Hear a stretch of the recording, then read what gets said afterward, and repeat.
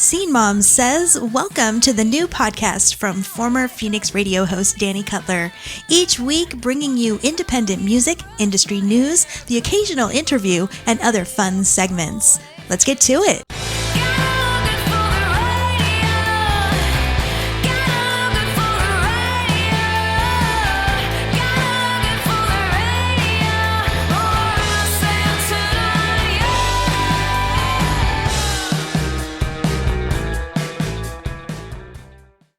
Scene Mom says hello and welcome to episode 51, coming to you semi-live from Rockville, Maryland. Actually, it's not live at all. Recording it the day before. That's not even semi-live like I used to do at the radio station. Hope you had a good week. I'm doing okay here at my sister's.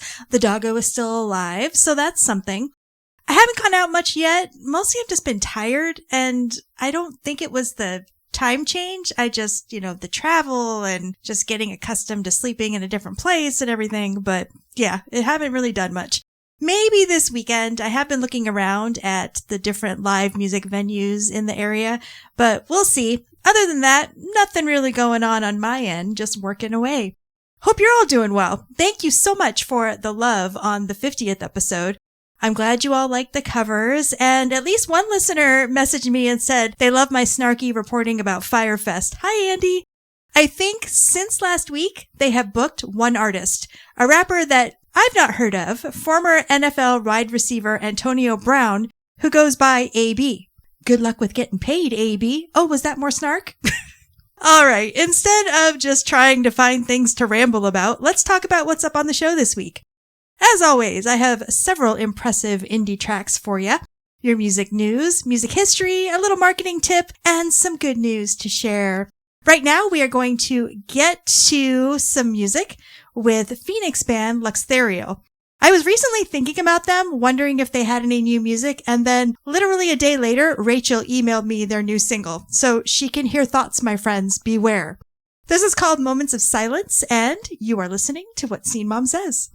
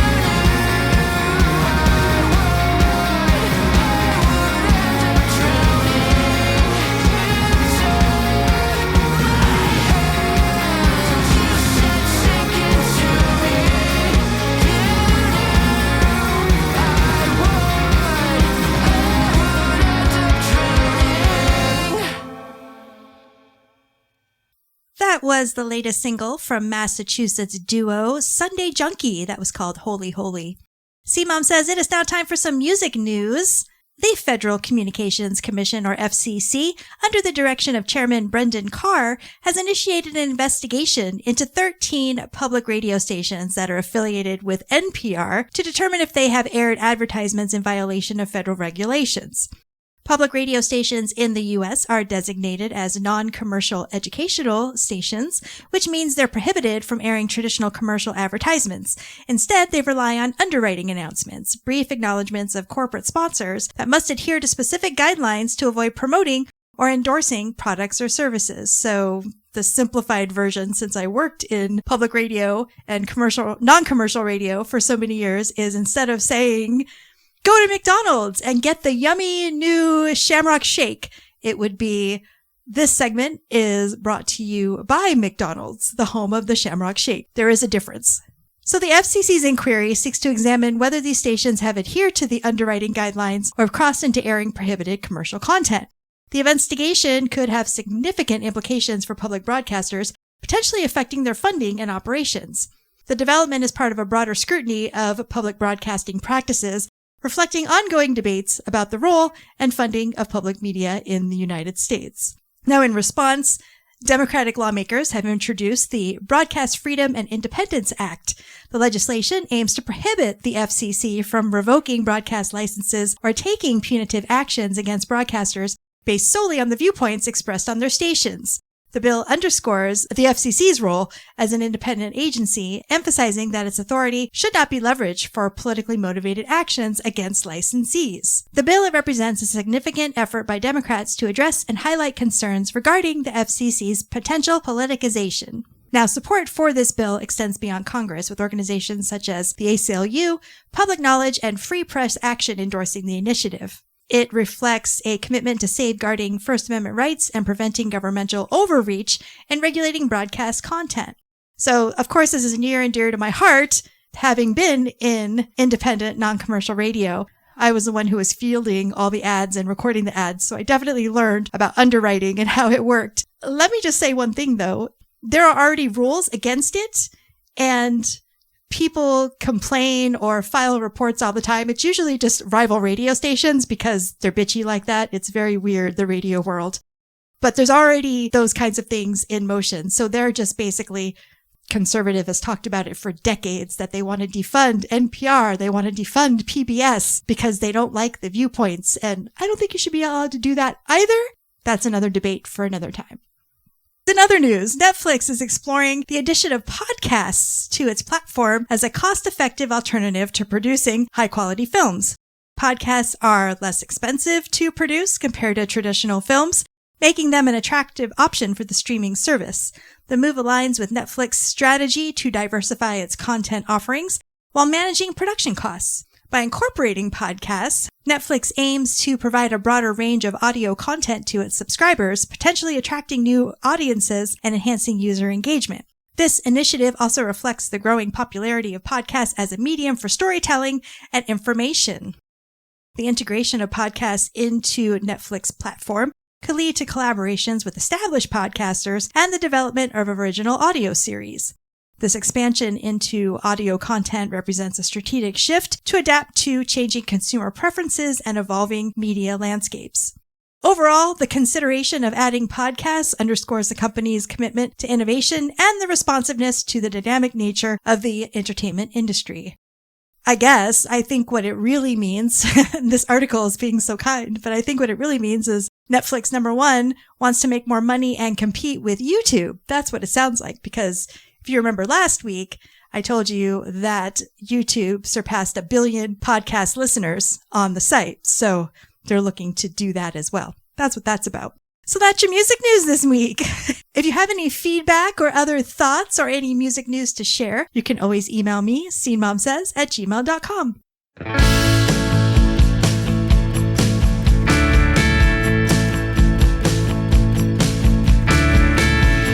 I've looked and I have found blessings that I can't count. Open my eyes to see fortunes I can't believe.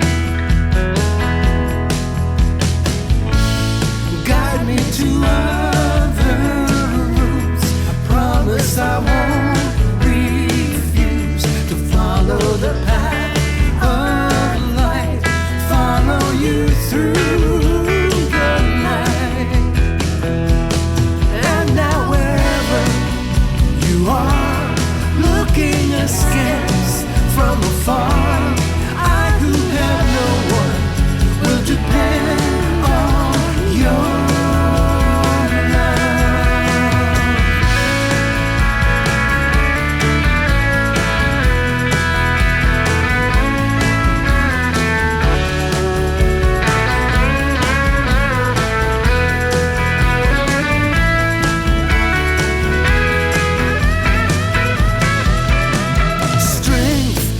not a given thing. Weakness and suffering weigh on us every day, tearing at hope and faith. So I will look inside, gratitude as my guide, pray for the human, for a moment of grace.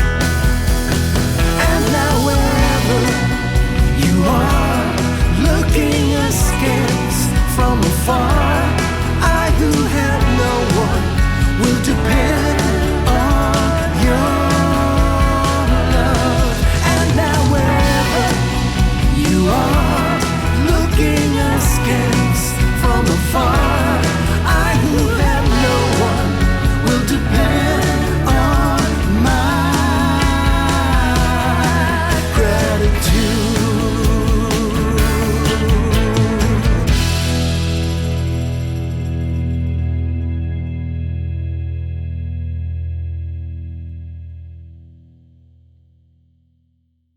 That was Massachusetts artist Adam Sherman and his latest single, Gratitude. A reminder that all of the links to the artists will be in the show notes.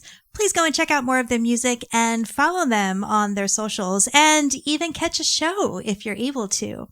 C-Mom says it is time for some music history. On March 10th in 1964, Paul Simon and Art Garfunkel recorded their iconic song, The Sounds of Silence, at Columbia Studios in New York. Initially released as an acoustic track, it later gained popularity when producer Tom Wilson overdubbed electric instruments, helping launch the duo to fame.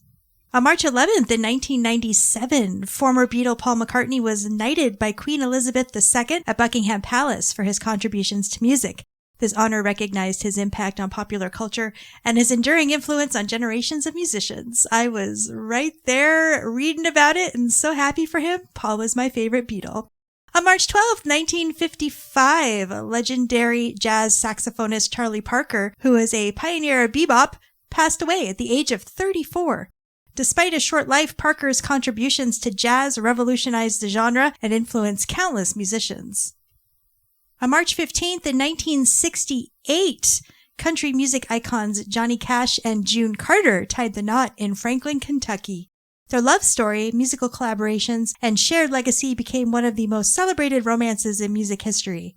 This was also the day that his legendary live album at Folsom Prison was released. Recorded in January of the same year, the raw emotional performance at the California prison revitalized his career and remains one of the greatest live albums to this day.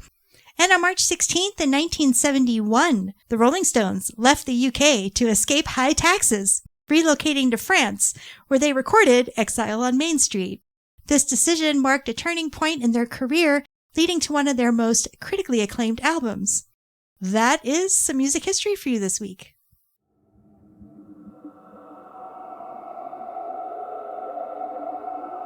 You're number one most likely to break my heart. You're number one most likely to break my heart. You're number one most likely, number one most likely, number one most likely, number one most likely, number one most likely to break my heart. You're number one most likely to make me blue. You're number one most likely to make me blue. You're number one most likely, number one most likely, number one most likely, number one most likely, number one most likely to make me blue. You're number one most likely, make me kneel down and cry. You're number one most likely, make me kneel down and cry. You're number one most likely, number one most likely, number one most likely, number one most likely, number one most likely, make me kneel down and cry.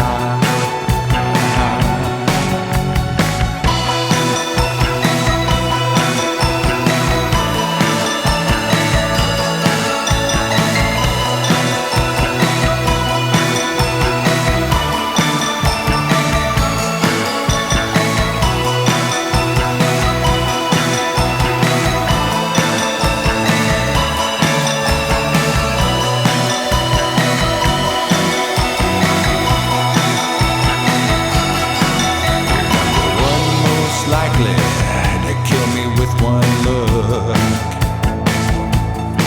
You're number one most likely to kill me with one look. You're number one most likely, number one most likely, number one most likely, number one most likely, number one most likely to kill me with one look. You're number one most likely to put the devil in me. You're number one most likely to put the devil in me. You're number one most likely, number one most likely, number one most likely, number one most likely, number one most likely to put the devil in me. Most likely, number one most likely, number one most likely, number one most likely, number one most likely, put the devil in me. And number one most likely, put the devil in.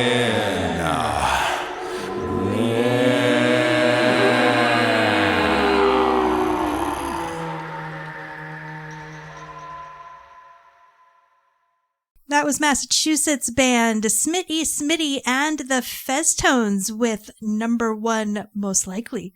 I played their cover of Bowie's Rebel Rebel last week. They're just so much fun. You can hear it in the recorded songs, especially live. They're a whole lot of fun. Those of you in the New England area, if you ever see they're playing a show, go. You will not be disappointed. C-Mom says it is now time for your marketing tip of the week. If you follow over on Instagram, you probably saw this in my Tip Tuesday post, but it is worth reiterating because it is so, so important. Always show that you are reliable. It doesn't just make you stand out as someone others can depend on, but it can create opportunities for you as well. This is especially important in the music industry, where indie artists are always trying to play shows and be seen and be a part of the community. Here are 5 really simple ways that you can do this. The first, just be on time. This is a hard one for musicians, but just be on time. Rehearsals, sound checks, meetings. It is all about respecting the time of those that you are working with. A 5 p.m. sound check isn't a 5:45 p.m. sound check. Another one is to share events with your circle of followers. If you can't make it, share it. If you can make an event, go. But don't wait for a guest list invite. Buy your ticket. I'll admit, when I worked at KWSS Radio, I really loved being told I was on the guest list, but most times I bought my own ticket anyway. If you can spend $200 to see your favorite mainstream band in an arena, you can spend $15 to see an indie band at a small venue or bar. Another one, keep your commitments. If you say you'll do something, follow through, or else be transparent and communicate if you're not able to finish something. That will be way more appreciated than just ghosting someone. And finally, this can be a really difficult one for some musicians. Always be professional and pleasant. Sure, it's not very punk rock, but do you want to just be an outsider, or do you want more gigs and more work? Being an asshole doesn't help. Venues and promoters will remember, even if other bands don't really care one way or another, the kind of attitude you have. So all this seems really easy, right? All of these things show not only that you are a reliable person to keep as a connection, but it also shows that you support your community and want to help everybody do better. As always, if you want to chat more about marketing and promoting your music or your brand, you can schedule a consultation with me at dannycutler.com. And you can also subscribe to the newsletter for even more tips, tricks, and banter from moi. I will have a link in the show notes.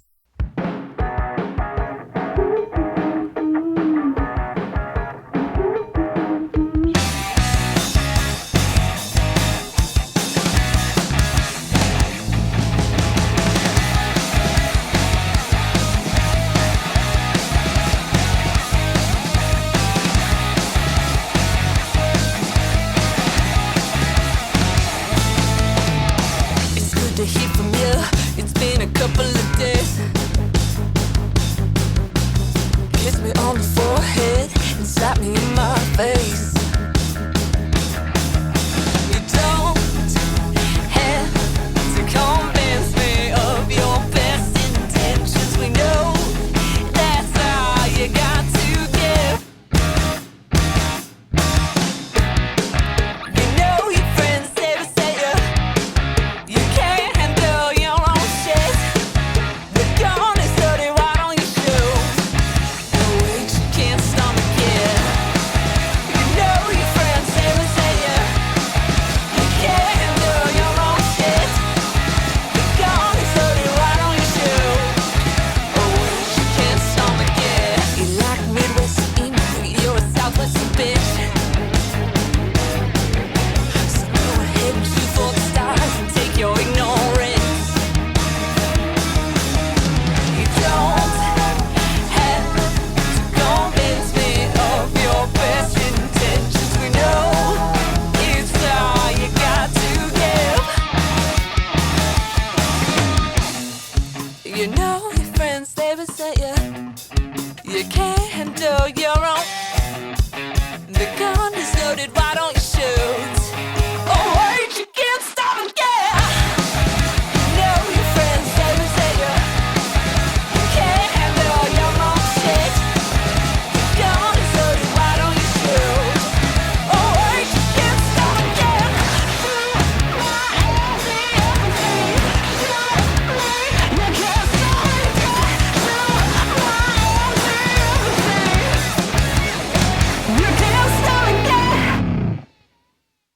That was the new single from Arizona band Three-Eyed Dragon. That was called Shoot M-E-E. See, Mom says, now it's time for some good news. In Castle Camps, Cambridgeshire, England, 41-year-old carpenter James Coxall grew increasingly frustrated with a large pothole on Haverhill Road that had remained unrepaired for 8 months. To draw attention to the issue, he crafted a pair of fake legs using old jeans, rags, and shoes, and he arranged them to appear as if a first person had fallen into the pothole. This creative display quickly gained traction on social media, with locals sharing photos and expressing amusement. It literally, if you look up the picture at the link that I'm going to put in the show notes, it's literally these legs sticking up from the ground, looking like somebody fell in. The stunt effectively caught the attention of the city council, and they promptly inspected and repaired the pothole in 4 days, sitting there for 8 months, and that made them do it in 4 days.